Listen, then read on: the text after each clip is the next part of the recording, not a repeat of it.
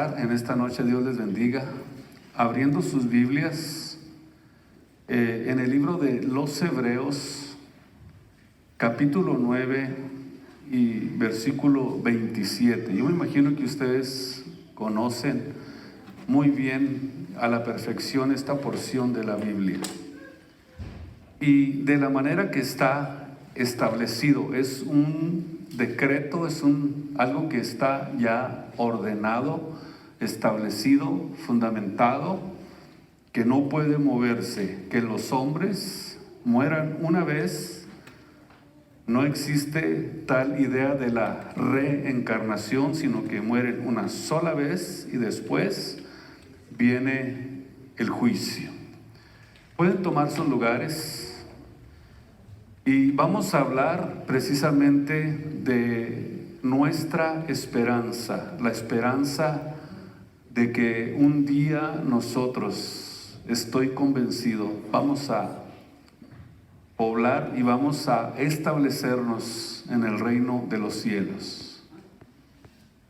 La mayoría de los seres humanos se sienten incómodos o no se sienten cómodos cuando se habla de la muerte. Según la investigación de la tanatología, que es la ciencia que estudia acerca de la muerte, indican que millones de personas que creen o que están quizás autocontrolándose en sus mentes, que si no piensan en la muerte, creen que no les va a suceder. A esto se le llama en lo que es la tanatología, escapismo irreal de lo que es la realidad.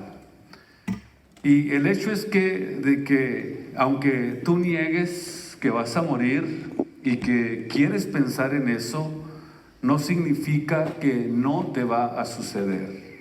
Eso no cambia las cosas, absolutamente nada. No hay nada que cambie algo que Dios ya estableció. Lo que Dios estableció es que tenemos que morir y después de la muerte un juicio que vamos a enfrentar todos los seres humanos.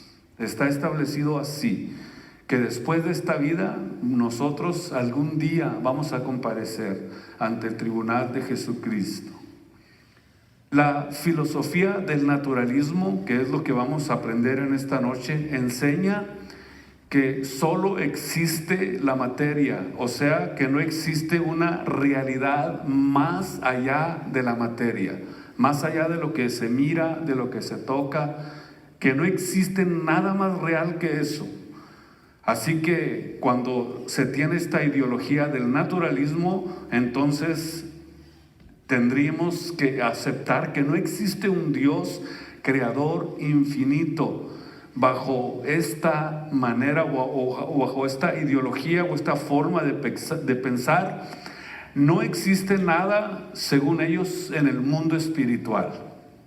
Por eso vamos nosotros a comprender qué es lo que realmente la Biblia enseña. Entonces, si tenemos este tipo de mentalidad, este tipo de ideología, entonces la conclusión es que no hay Dios, no hay ángeles, no hay querubines, no hay serafiles, no existe el mundo espiritual. Y dicen que en la muerte se acabó todo, ahí termina todo.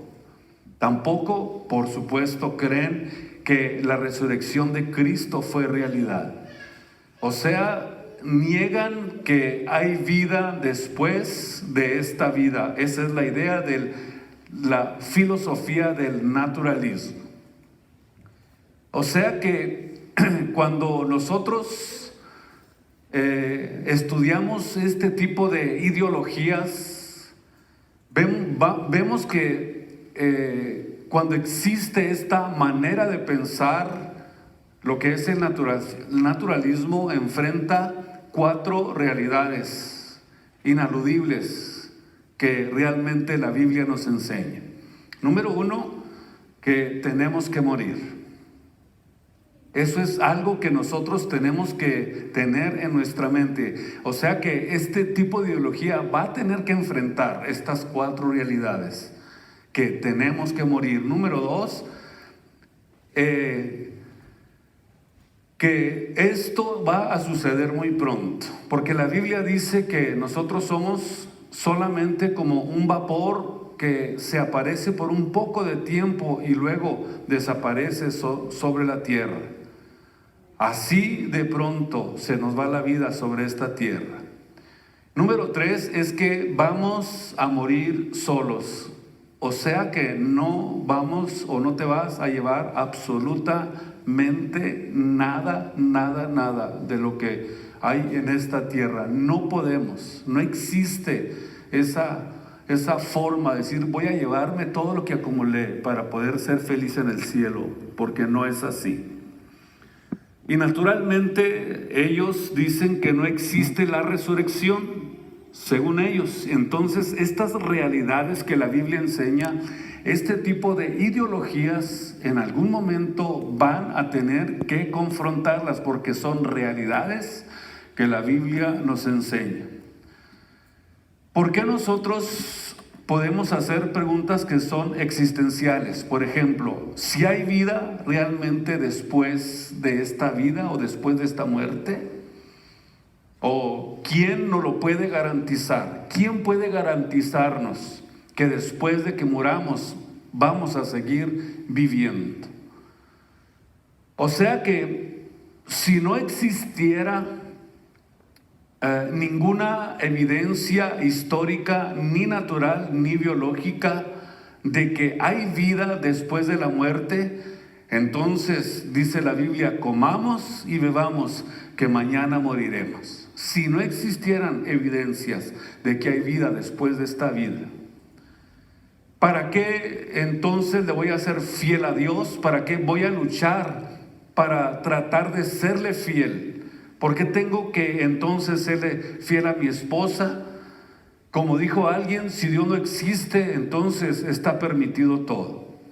O sea que negar la realidad de la muerte es el escape más trágico que existe en la ideología del hombre. Porque dice la Biblia, que sin la fe en Dios, sin la fe en Jesucristo, nuestra vida realmente carece de sentido. Sin la fe en Dios no tiene sentido nuestra vida. Sin la fe en Jesucristo no tenemos rumbo ni dirección. Sin la fe en Jesús estaríamos completamente perdidos. O sea, ¿cuál es entonces el peligro de esta filosofía atea? El único sentido en la vida es, dicen ellos, el que le das a tu propia vida. Naturalmente que estamos hablando de un peligro que es real y que está no solamente en el mundo fuera, sino que se está adentrando mucho en las iglesias con este tipo de ideologías, como la idea del evangelio progresivo, como le llaman en este tiempo, para que no se oiga tan feo, ¿no? Para que no huela como a brujería, como que no huela a que nosotros estamos en un ambiente donde lo que tú eres, lo que tú piensas, o sea, tú le das el rumbo a tu propia vida, tú eres fuerte, tú eres inteligente, tú eres capaz, casi te dicen tú eres un Dios y no necesitas ayuda de nadie. Yo sé que ustedes han escuchado mucho este tipo de ideologías. ¿Y qué es lo que llega a acumular en la mente de la persona? Que fuera de mí no existe nada. Pienso y luego existo, vivo y debo de vivir para mí. Y debo concentrarme en mi vida y todo lo demás es una ilusión y es una irrealidad. No existe tal cosa. Eso es lo que está en la mente de este tipo de personas. Yo sé que para ustedes es algo muy familiar escuchar este tipo de mensajes. Yo sé que para ustedes esto es muy familiar, vemos esto realmente como un egoísmo que está entrando en la vida de las personas impresionante. Un egoísmo que está superando a mucho de lo que realmente la Biblia enseña y superando a lo que es realmente el cristianismo, lo que la Biblia nos enseña. Y ese es el peligro en el que nosotros debemos de pensar para no caer en este tipo de trampas que el enemigo viene a traer para alejarnos de la verdad, de la Biblia, de la palabra de Dios. Sin embargo, encontramos en la Biblia de alguien llamado Jesucristo. Y aquí es donde vamos a ver nosotros las evidencias de que si realmente hay esperanza después de nuestra muerte o después de esta vida. Que dice la Biblia que fue condenado por el gobernador de Judea, Poncio Pilato, y que fue ejecutado públicamente en la crucifixión. Sin embargo, la Biblia afirma, la Biblia enseña, la Biblia nos dice que a los 3 días se levantó de entre los muertos. Esto es algo que nosotros podemos realmente analizarlo a la luz de la Biblia y ver si existen realmente evidencias de que hay vida después de esta vida o después de la muerte. En el capítulo 20 del libro de San Juan, versículo 1, dice que el primer día de la semana, o sea que el domingo, vino María Magdalena de mañana, aún todavía siendo muy oscuro. Y de acuerdo a lo que escribió el historiador judío Flavio Josefo, que existió en el primer siglo de la era del cristianismo y que nació aproximadamente como a los 3 o 4 años de que habían crucificado a Jesús. Según Josefo, los romanos lo habían ejecutado a un supuesto criminal, de acuerdo al historiador judío, que había sido condenado y que había sido ejecutado un supuesto, escuchen ustedes lo que les dije, un supuesto criminal, porque esa era precisamente la muerte que sufría un criminal.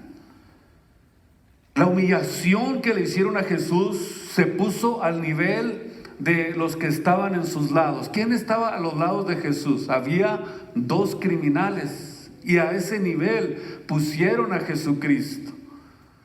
Por eso es que realmente la cruz no tiene nada, absolutamente nada que ver con el cristianismo.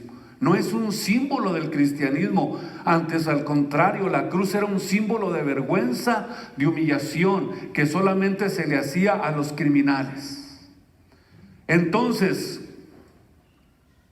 este supuesto criminal del que habla Flavio Josefo, dice que como creyeron ellos finalmente y entendieron que fue Jesucristo, y cuando estos criminales eran puestos en las tumbas, dice la historia de este hombre que escribió que ponían una guardia de soldados romanos, y que cuando sellaban la piedra que ponían en estas tumbas era tan grande que apenas entre 12 soldados la podían empujar para poder tapar esa tumba.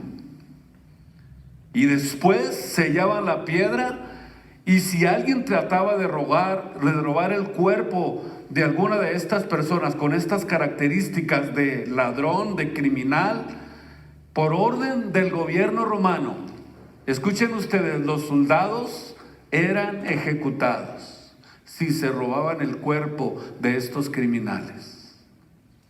Así que cuando esta mujer llega al sepulcro y ve que está movida la piedra del sepulcro, Y los soldados, dice en el libro de Mateo 28, versículo 4, que quedaron como muertos de miedo.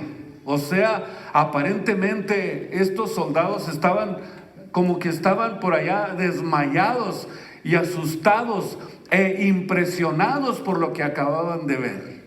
De tal forma que dice que estaban como muertos, quedaron ahí del miedo y del terror y del miedo que sentían. ¿Por qué? Porque sabían que haber permitido que alguien se robara el cuerpo era un símbolo de ejecución. Muy bien.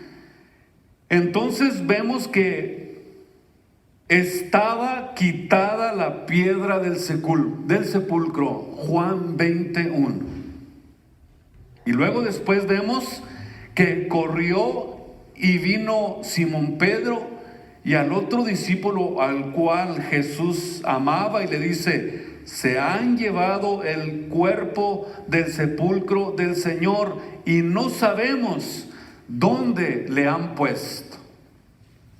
Y corrieron los dos juntos, mas el otro discípulo corrió más presto que Pedro y llegó primero al sepulcro. Y bajándose a mirar, vio los lienzos echados, mas no entró. Pero llegó Simón Pedro siguiéndole y entró en el sepulcro y vio los lienzos echados y el sudario que había estado sobre su cabeza, no puesto con los lienzos, sino envuelto en un lugar aparte.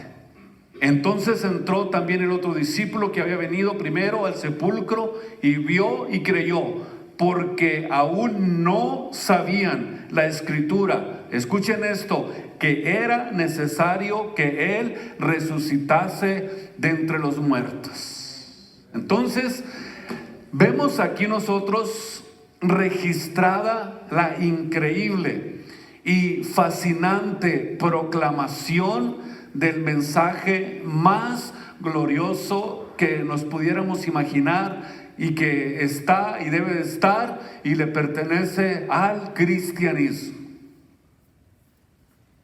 Aquí vemos que un hombre que había sido ejecutado como un criminal había resucitado. Un hombre que cambió la historia, murió, dice la Biblia, pero no quedó muerto, sino que volvió a vivir para que nosotros pudiéramos creer, para que nosotros pudiéramos confiar. Entonces fue necesario que alguien viviera como Jesús, pagara el precio que se requería para el rescate de nuestros pecados y que hubiera resucitado para darnos las garantías a nosotros de que en la vida que nos espera al lado de Jesucristo vamos a vivir y que no vamos a morir jamás. Las evidencias que nosotros encontramos en la Biblia, en la palabra de Dios, no solamente son evidencias escritas en la Biblia, sino que son evidencias históricas. ¿Sí me escucharon? Esto es importante que ustedes y yo lo comprendamos. No son solamente evidencias que la Biblia nos enseña, sino que hay muchos testigos.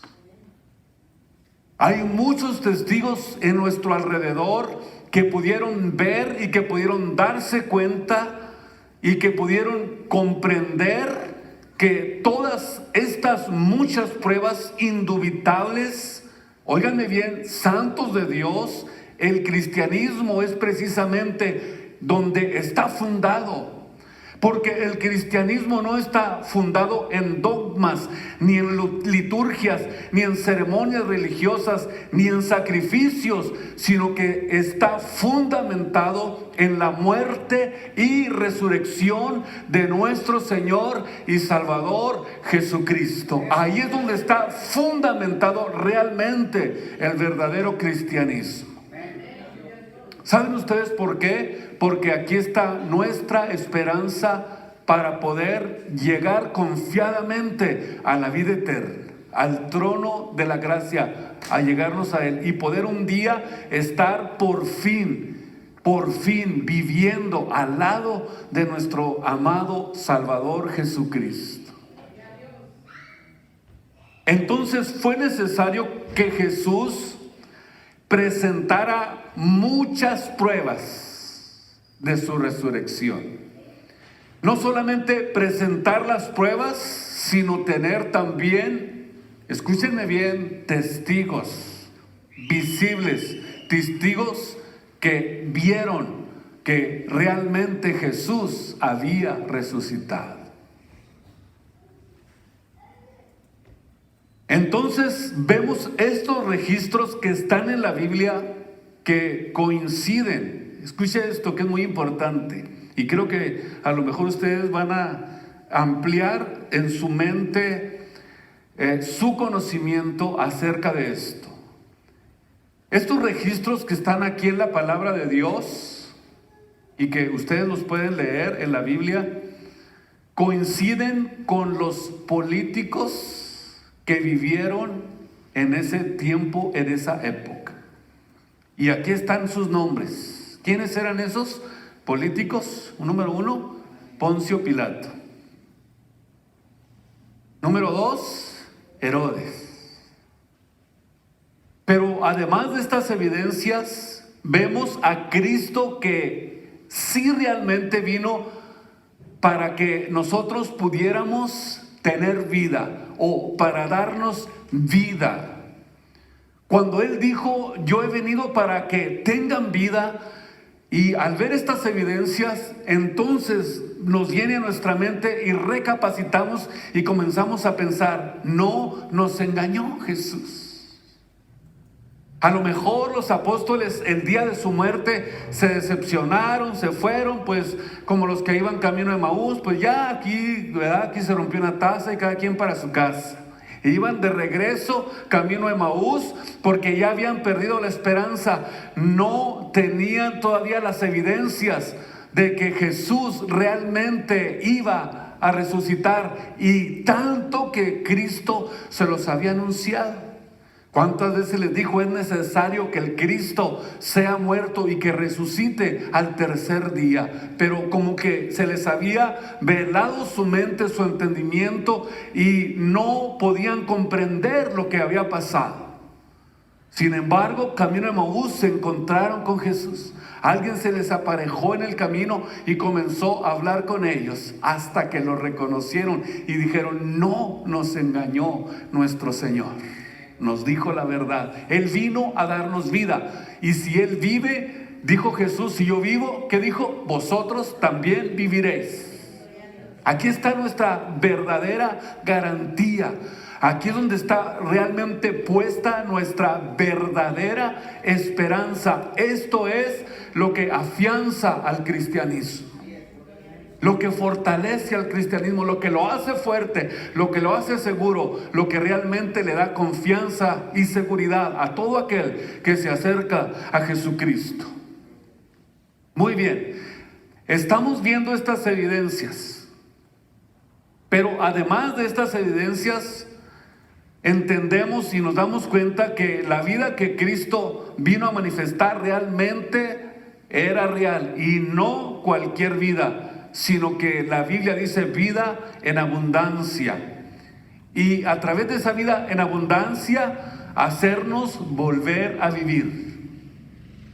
Cuando ya no teníamos esperanza, cuando ya no había esperanza a nosotros, dice la Biblia que nos dio esperanza, algo que nadie podía darnos.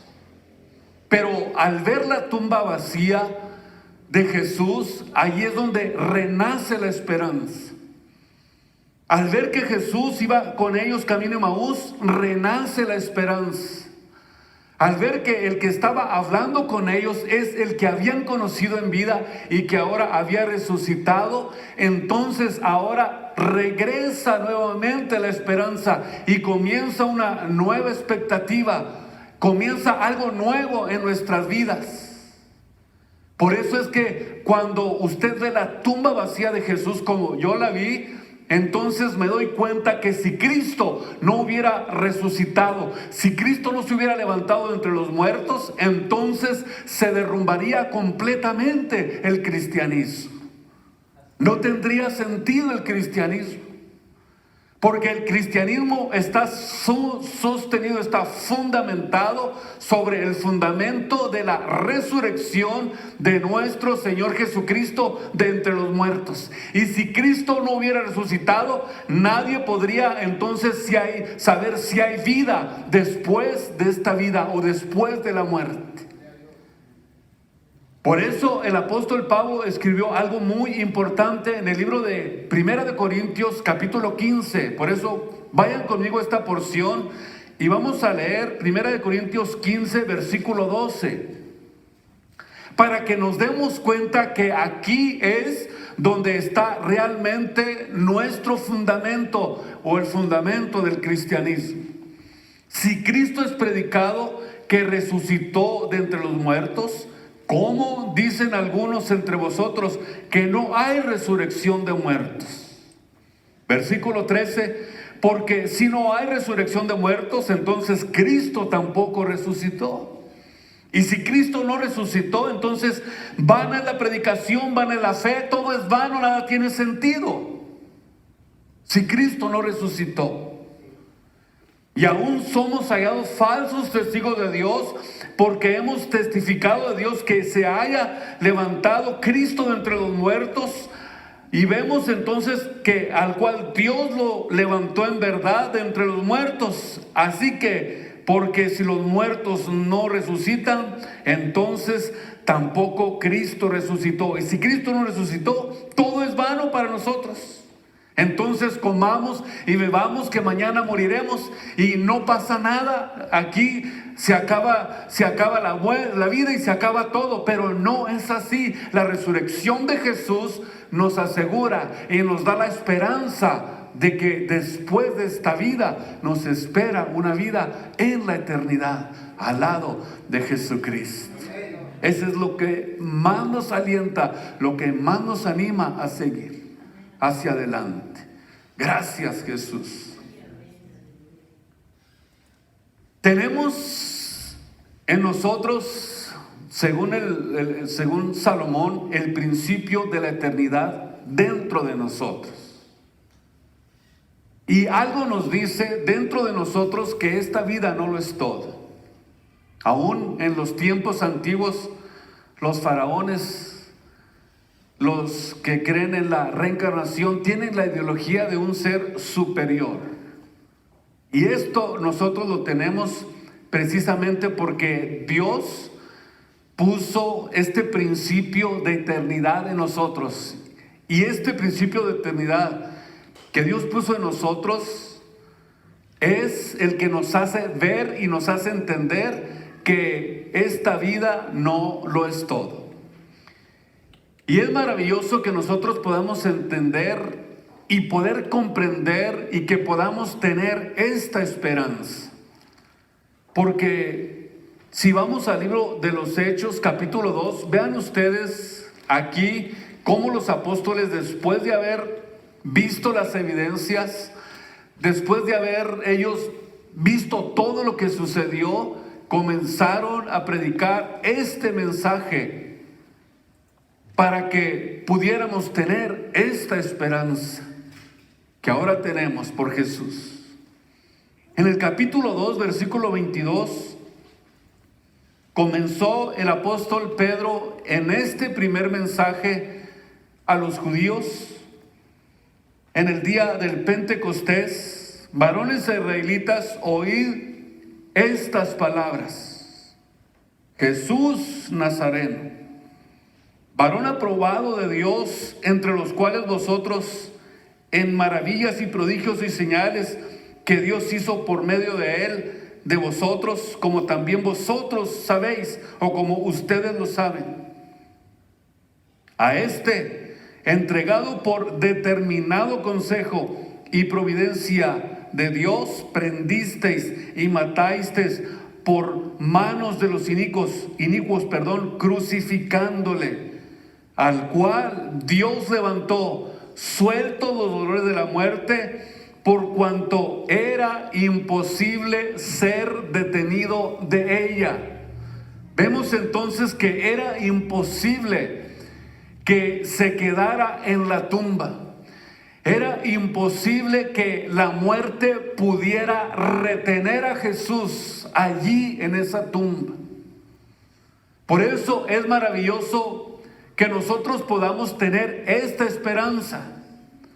Por eso es que vemos los hechos en el primer mensaje que el apóstol está dándole aquí a la iglesia, para que podamos entender, para que podamos darnos cuenta de que el mensaje de la cruz, el mensaje de salvación, el mensaje de Jesucristo está basado precisamente en que Él vino a darnos vida en abundancia. Él vino a rescatarnos del mundo en el que nos encontrábamos y ofrecernos una eternidad a su lado y que podamos vivir eternamente con Él. Pero este mensaje parece que no es muy aceptado en este tiempo por muchos de nuestros oyentes, por muchas personas que nos oyen hablar de este mensaje de Jesucristo. Y es importante recalcar siempre que lo que Dios vino a hacer fue algo que nos debería a nosotros de alegrar en gran manera, porque es la esperanza más grande que un cristiano pueda tener.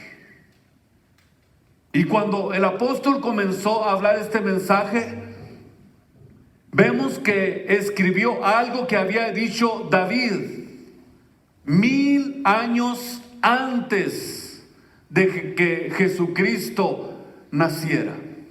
Comenzó a decir, porque David dice, versículo 25, veía al Señor siempre delante de mí, porque está a mi diestra, no seré conmovido. Por lo cual mi corazón se alegró y gozóse mi lengua, y aún mi carne descansará en paz.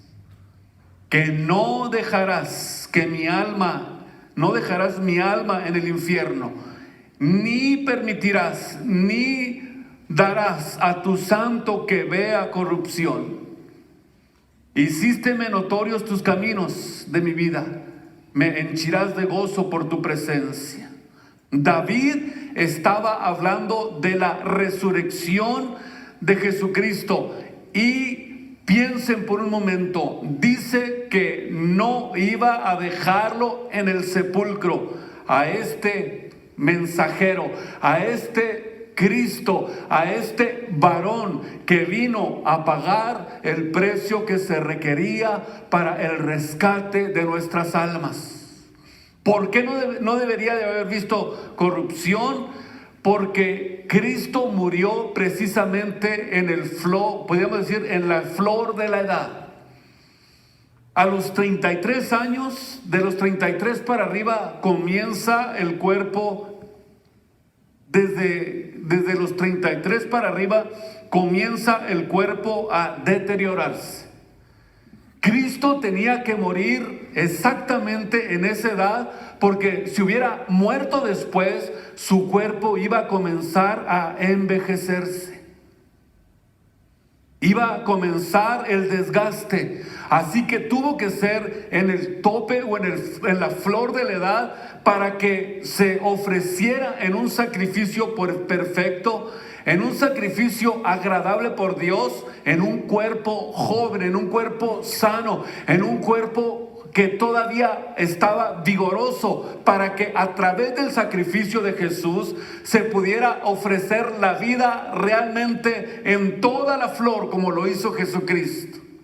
Ahora, por un momento, imaginémonos el dolor tan grande que tuvo que llevar en el Getsemaní para que pudiéramos nosotros ser restaurados. La vida de Cristo tuvo que ser derramada sin pecado para poder perdonar al mundo.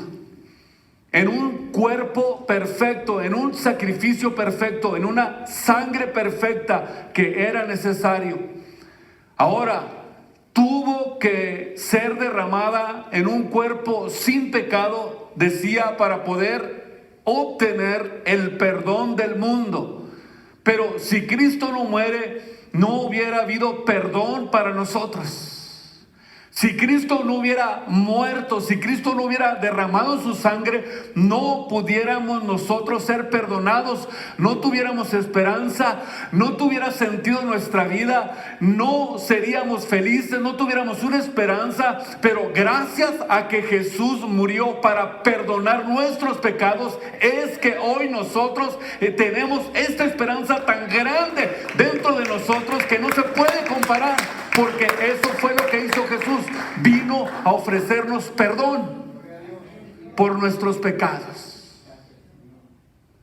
Por eso es que Dios es el que determina, óigame bien, cómo nosotros podemos ir al reino de los cielos. Porque Él es el que pagó el precio. Él es el que dice lo que se requiere para poder entrar a ese reino. No nosotros. No, tú no decides cómo entrar al reino de los cielos. Él dejó escrito aquí lo que nosotros necesitamos hacer para poder entrar a ese reino. O sea, imagínense ustedes, Él es el maestro, nosotros somos como los estudiantes. Y si tú vas con el maestro y dices, a ver, quiero aprender chino, pero quiero que lo hagas así y así. Óigame bien, ¿quién es el que va a enseñar? ¿Tú o el maestro? Si ni siquiera sabes chino. Es lo mismo, nosotros no podemos decirle a Dios lo que nosotros pensamos o lo que nosotros querramos hacer para poder establecer el reino de Dios en nuestras vidas, sino que tenemos que someternos.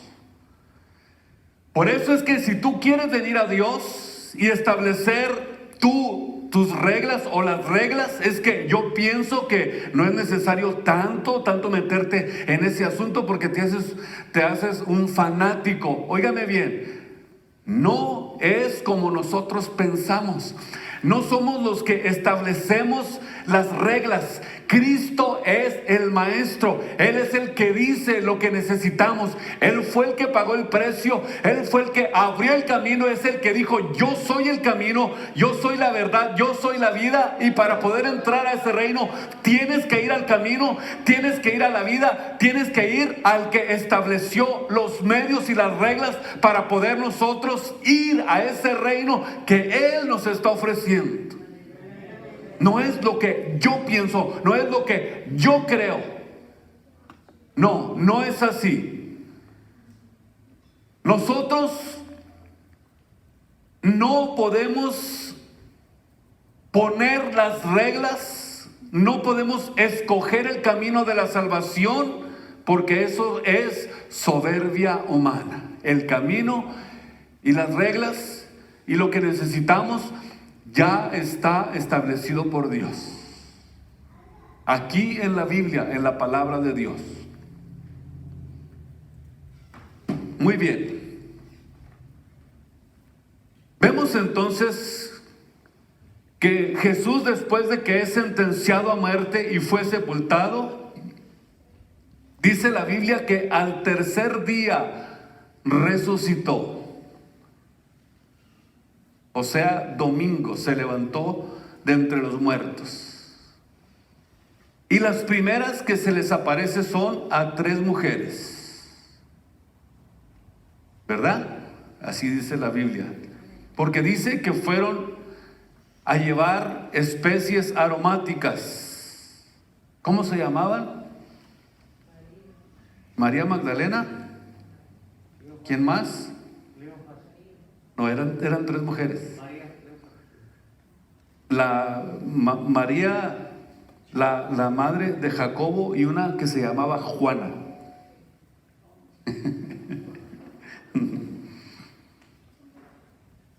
Fueron las 3 primeras mujeres que vieron la tumba vacía. Y fueron las primeras mujeres que comenzaron a evangelizar y comenzar a decir, el Señor no está en la tumba, resucitó. ¿Y qué pasó también debajo de la cruz? Estaban ahí las 3 Marías. en el día del Pentecostés. Allí estaban estas 3 mujeres también. Ojo, y esto es importante entenderlo. Eso quiere decir que Dios, como que vemos que las mujeres allí como que estaban más, no sé, como que estaban más, hasta más determinadas como que los hombres. El ejemplo, por ejemplo, lo vemos en los que iban camino de Emaús, que pensaban que ya todo había terminado. Pero estas mujeres estaban, como luego se dice, atentas a los acontecimientos. Fueron a la tumba de Jesús. Cuando Cristo estaba en el Getsemaní, allí estaban estas 3 mujeres. Y dice en 1 Corintios capítulo 15, versículo 3, quiero que vayan conmigo, 1 Corintios capítulo 15 y versículo 3. Porque primeramente os he enseñado lo mismo que recibí, que Cristo fue muerto, óiganme bien, por nuestros pecados, conforme a la Escritura.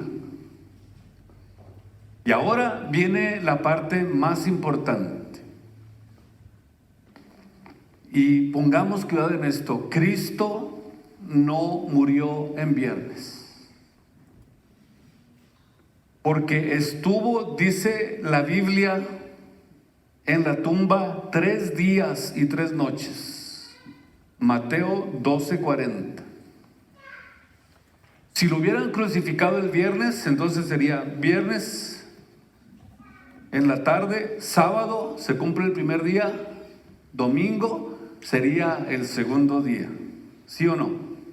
¿Estamos de acuerdo? Pero ¿saben ustedes por qué existe o hay esta controversia? Y esto es muy importante que nosotros lo sepamos como cristianos. Porque cuando nosotros no tenemos respuestas, somos atacados sin tener una respuesta y tener un conocimiento pleno de todos los acontecimientos de la Biblia. Vemos que los evangelios dicen, según lo vemos en Mateo 28:1, que era el día de reposo. Y esa es la razón por la que el Shabbat se celebraba, o sea, él murió en el tiempo del Shabbat, o el día del reposo, o el día del descanso. Por eso muchos dicen que murió ese día. Pero Jesucristo murió a lo que los judíos le llamaban el Shabbatón. Fíjense la diferencia que existe. Ustedes pueden investigarlo. Este era el día de reposo semanal, el Shabbat. Pero el día del reposo mensual le llamaban el Shabbatón, que es un fin de semana completo. Por ejemplo, en el Shabbatón podían adherirle días al día del Shabbat. No era simplemente el día del reposo. Pudiera comenzar desde el miércoles. Y Jesús le tocó morir en el día, en ese fin de semana del Shabbatón, que consistía precisamente en que se extendía el día del Shabbat por lo menos hasta una semana, 3 días, e incluso para los agricultores podía extenderse hasta por un mes. Entonces Jesús murió en este día del reposo mensual, Shabbatón, que es un fin de semana completo. Esa es la razón por la que dice la Biblia que Jesucristo murió el día del reposo. Y vemos capítulo 15 donde estamos, versículo 4, y que fue sepultado y resucitó al tercer día conforme a las Escrituras. Ya entendimos que en Mateo 12:40 habla precisamente hablando y asimilándolo con los 3 días y 3 noches que estuvo en el gran pez. ¿Quién? Ya saben quién, ¿verdad? Jonás. Y lo asimiló con estos 3 días y 3 noches.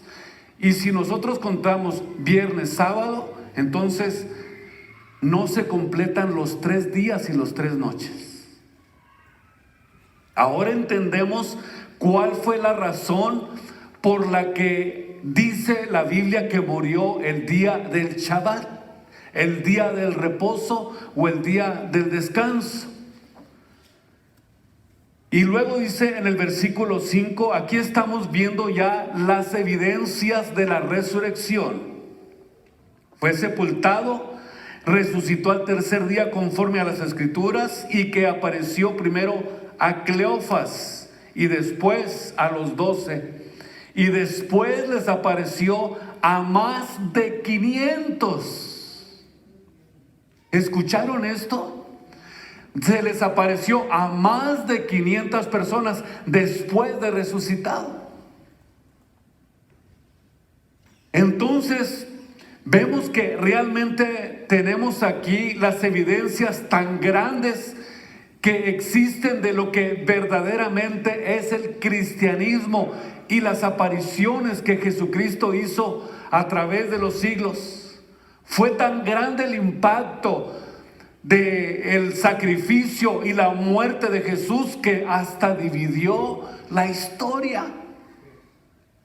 En antes y después de Jesucristo, así de impactante fue la victoria que Cristo obtuvo en la cruz del Calvario. Versículo 7, después apareció a Jacobo, después a los 12 apóstoles, y el postrero de todos, como a un abortivo, dijo el apóstol Pablo, se me apareció a mí. En otras palabras, yo también soy la evidencia de que yo sirvo a un Dios vivo, a un Dios que no se quedó en la tumba, a un Dios que nos dio la esperanza de la vida eterna, a un Dios que nos dio esperanza después de la muerte. Esto es maravilloso. Por eso dice el apóstol, tenemos también la palabra profética más permanente, la palabra profética más segura, a la cual hacemos muy bien de estar atentos como una antorcha que alumbra en lugar oscuro hasta que el día esclarezca y el lucero de la mañana salga en nuestros corazones. Si no entiendes la palabra de Dios, el problema no es la Biblia. Tenemos la palabra profética más profunda, más permanente y más segura. Si no la entiendes, el problema no es la Biblia. El problema es tu capacidad intelectual que tienes para entender la Biblia. Esto es interesante. Si tú no entiendes esto, entonces el problema no es la Biblia. El problema es que a lo mejor no te entra nada a tu cabecita. Y para que puedas tú entender los pensamientos de Dios, necesitas ir a la Biblia. Si alguien dice es que Dios ni existe, y yo te diría, pues, ¿en dónde lo has buscado? ¿En dónde lo has buscado? Dice Proverbios 8:17, óigame bien, que me hallan los que madrugando me buscan. Dios no está perdido de nosotros, está tan cerca como nuestra respiración. Lo único que tienes que hacer es entregarle su vida a Él. Y Él va a comenzar a revelarse a tu vida, a tu mente y a tu corazón. Y entonces vas a poder creer que realmente hay un Dios todopoderoso que murió y resucitó de entre los muertos para darnos vida y vida en abundancia. Es la esperanza que tenemos. Dios les bendiga en esta tarde preciosa. Gracias, Dios. Pónganse de pie. Y vamos a darle gracias a Dios en esta noche por su palabra, porque la resurrección de Jesús es la esperanza más grande que tenemos.